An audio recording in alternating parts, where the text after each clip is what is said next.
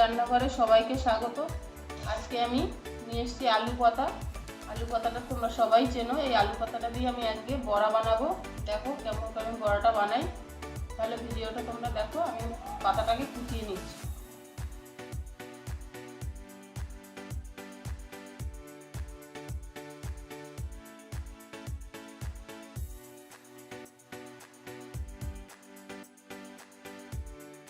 পাতাটাকে আমি এভাবে কুচিয়ে নিয়েছি।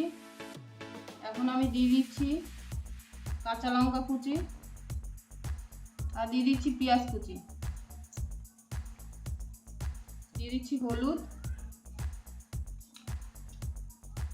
নুন,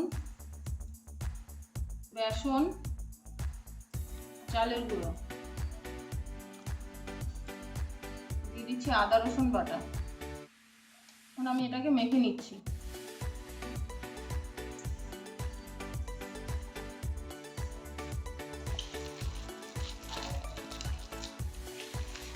আমি এটাকে এইভাবে মেখে নিয়েছি।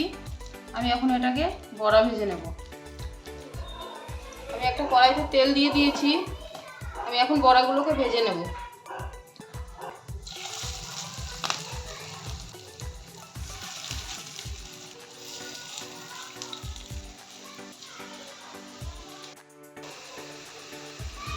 আমি এখন বড়াগুলোকে উল্টে দিচ্ছি।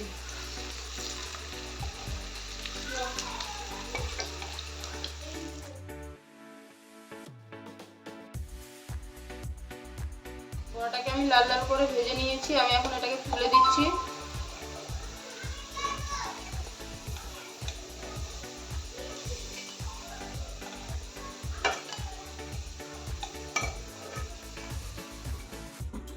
এইভাবে গরম গরম ভাতে আলু পাতার বড়া দিয়ে খুব ভালো লাগে খেতে। আপনারাও এইভাবে করে খেয়ে দেখবেন, খুব ভালো লাগে।